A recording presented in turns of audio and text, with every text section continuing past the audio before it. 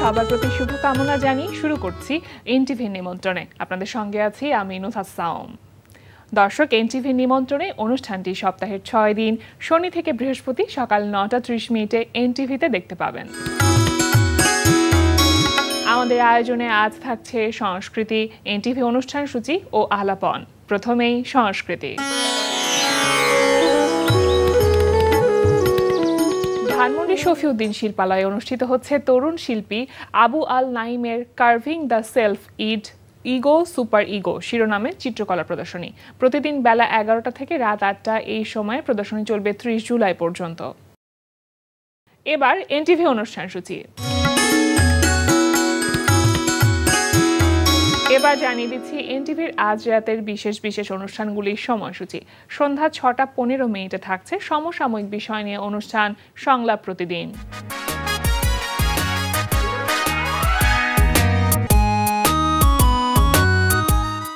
রাত 11:30 সরাসরি সম্প্রচার হবে টক শো এই সময়।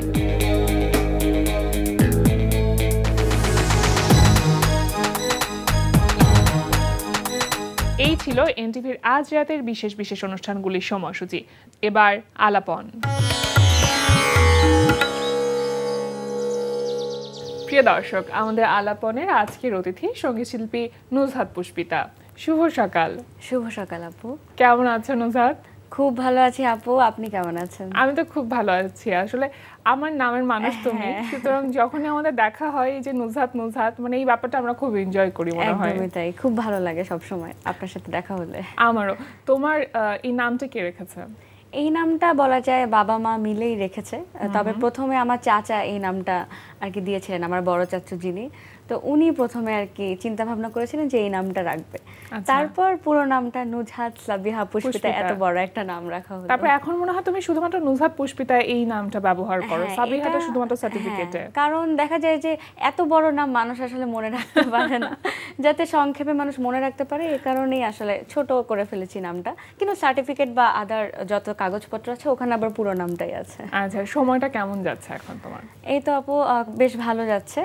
প্রতিনিয়ত স্টেজ শো, টিভি শো তো করছি। স্টেজ শোর মৌসুম তো এখন আসলে একটু কম বলা যায়, তো টুকটাক হচ্ছে। বর্ষার সময় এখন তো সিজন না, সুতরাং শোটা কম, কিন্তু লাইভ শো বা টেলিভিশন শোজ গুলো বেশি করা হচ্ছে। এগুলো চলছে, আর সেই সাথে নাটকের বিভিন্ন গান গাওয়া হচ্ছে, মৌলিক গানের বিভিন্ন কাজ করা হচ্ছে।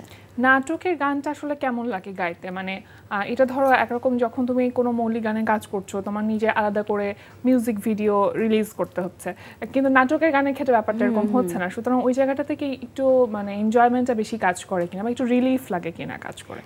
হ্যাঁ, কাইন্ড অফ একটু তো রিলিফ লাগে, কারণ দেখা যায় যে আবার যখন নাটকের একটা গান করি তখন নাটকের সেই সিনগুলো কিন্তু মিউজিক ডিরেক্টর আমাকে বুঝিয়ে দেয় যে এখন এই সময়, ইভেন দেখিয়েও দেয় আমাকে যে এখন এই সময় এই সিনটা হচ্ছে, এই সিনের উপর বেস করে গানটা গাইতে হবে, মানে গল্পটা বুঝিয়ে দেয়। একদমই তাই। তো তখন দেখা যায় যে গল্প অনুযায়ী আমাকে অভিনয় করে, মানে গানের মাধ্যমে অভিনয় করতে হয়, সেই অনুভূতি দিয়ে তারপর আমাকে সেই গানটা করতে হয়।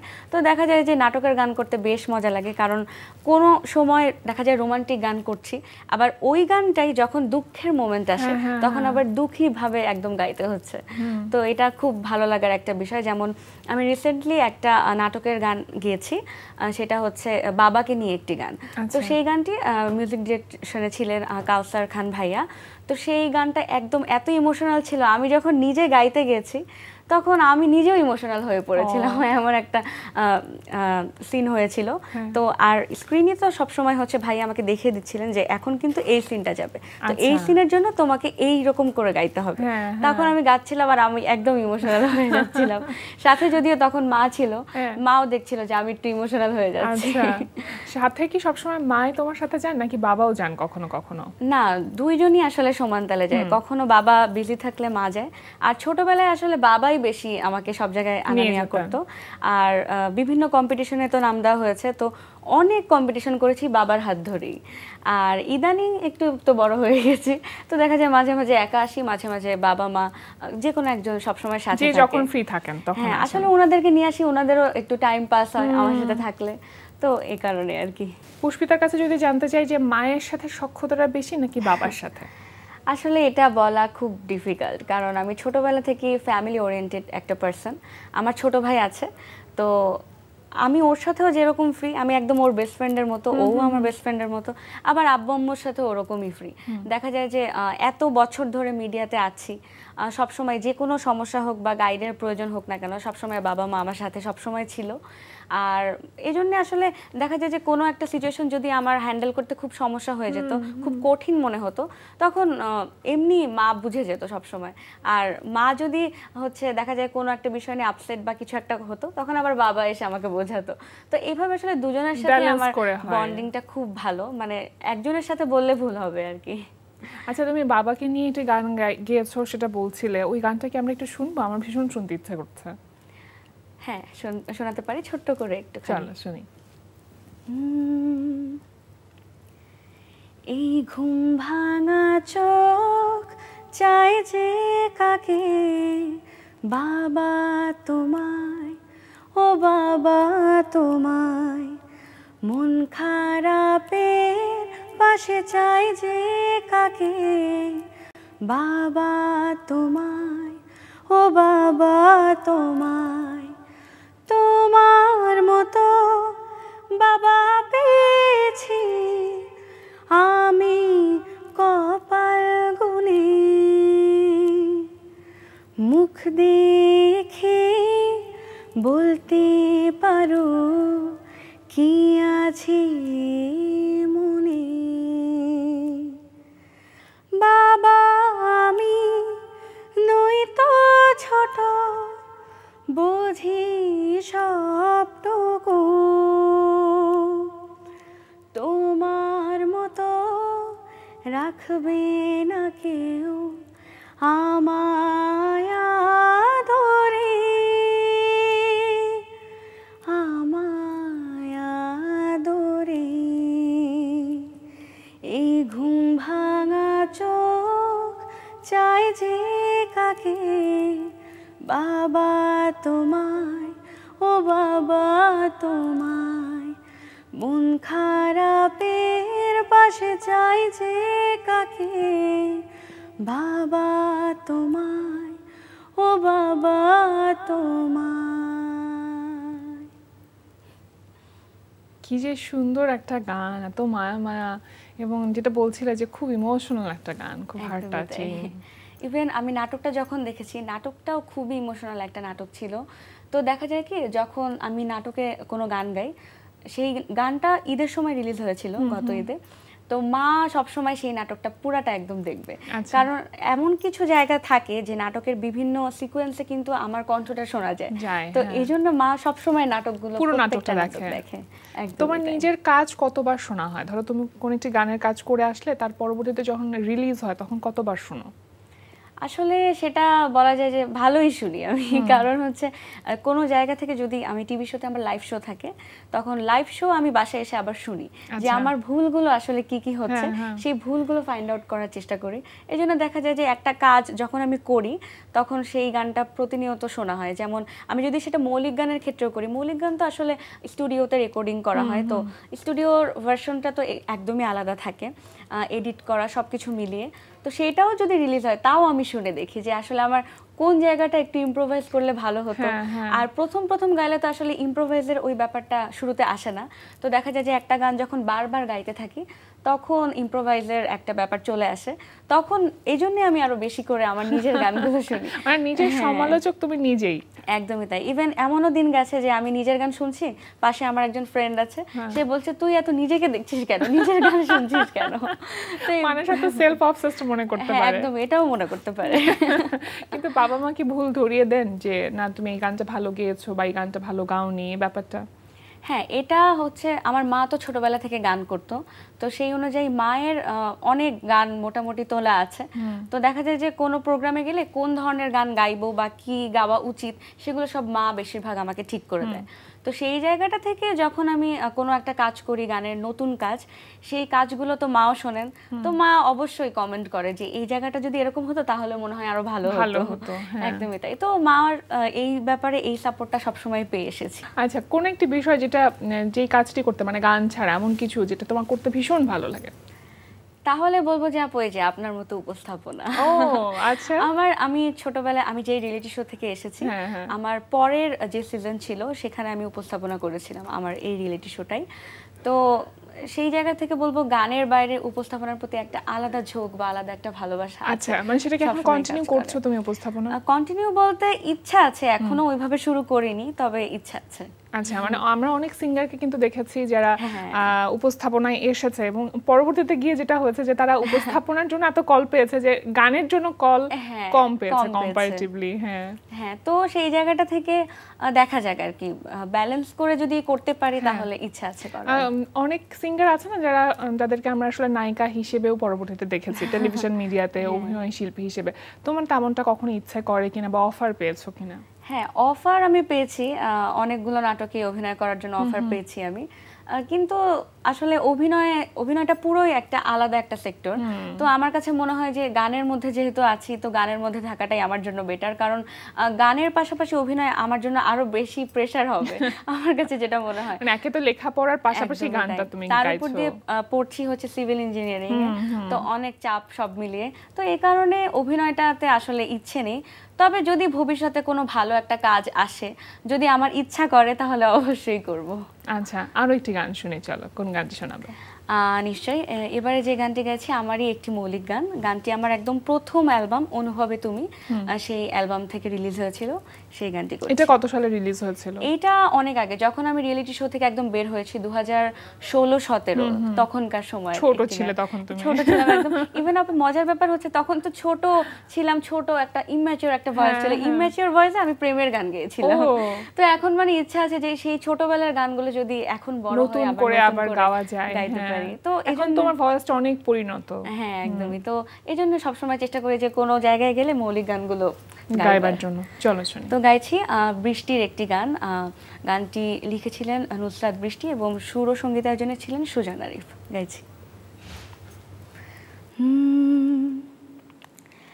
এই বরষায় কি যে অসহায় উদাসী মন তোমায় পেতে চায়, এই বরষায় কি যে অসহায় উদাসী মন তোমায় পেতে চায়, মেঘলায় আকাশ দক্ষিণা হাওয়ায় ঝিরি ঝিরি মেঘ এই জানালায়, এই বরষায় কি যে অসহায়। মেঘলা প্রহর দেখছি শহর শূন্য মনে, ভাবছি বসে ওই আকাশে, চাইছি ক্ষণে ক্ষণে এই বরষাতে চাই আরো কাছে, প্রেমের বৃষ্টি দিয়ে ছুঁয়ে দিতে চাই, এই বরষায় কি যে অসহায় উদাসী মন তোমায় পেতে চায়, এই বরষায় কি যে অসহায়। কি যে সুন্দর, বর্ষার সময় বর্ষার গান, ভীষণ ভালো লাগলো।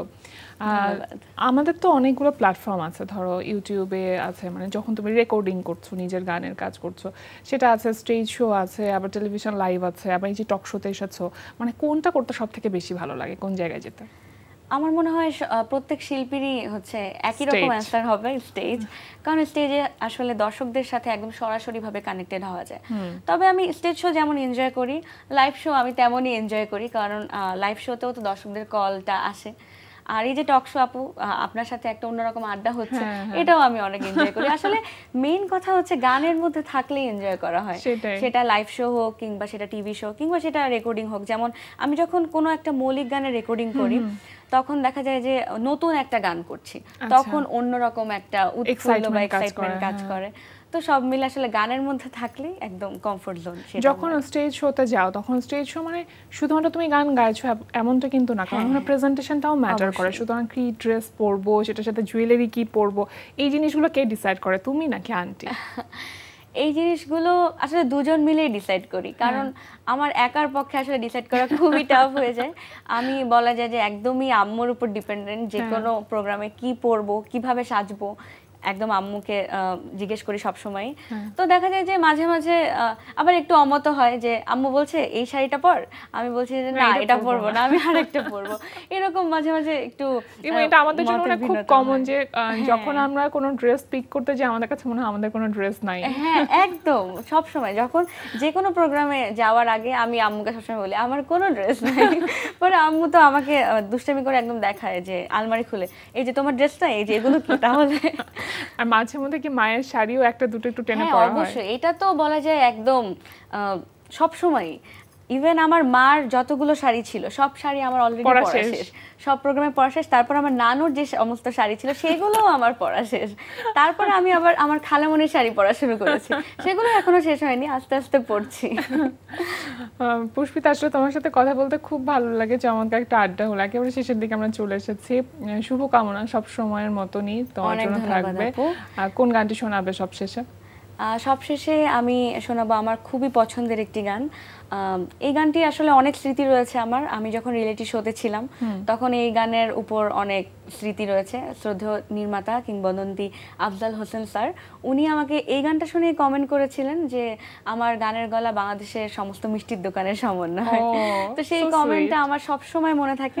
তো সেই গানটি দিয়ে আজকে না হয় শেষ করি। গানটি ওই ঝিনুক ফোঁটা সাগর বেলায় আমার ইচ্ছে করে। গানটির কথা লিখেছেন শ্রদ্ধেয় ডাক্তার আরিফ, সুর করেছেন শ্রদ্ধেয় নকিব খান এবং গেয়েছেন আমাদের সবার প্রিয় শিল্পী সামিনা চৌধুরী। গাইছি। আকাশ থেকে ফেলবে ছায়া মেঘে ভেসে যাওয়া, শুনব দুজন কি বলে যায় উদাস দক্ষিণ হাওয়া। ওই ঝিনুক ফোঁটা সাগর বেলায় আমার ইচ্ছে করে আমি মন ভেজাবো ঢেউয়ের মেলায় তোমার হাতটি ধরে। ওই ঝিনুক ফোঁটা সাগর বেলায় আমার ইচ্ছে করে আমি মন ভেজাবো ঢেউয়ের মেলায় তোমার হাতটি ধরে। আকাশ থেকে ফেলবে ছায়া মেঘের ভেসে যাওয়া, শুনব দুজন কি বলে যায় উদাস দক্ষিণ হাওয়া। দূরের গাংচিলেরা নামবে জলের পরে আমি মন ভেজাবো ঢেউয়ের মেলায় তোমার হাতটি ধরে।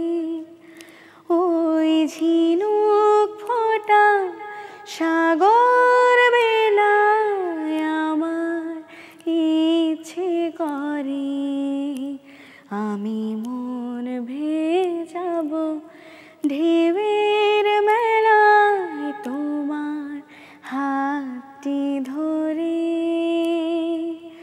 তোমার হাতটি ধরে, তোমার হাতটি ধরে।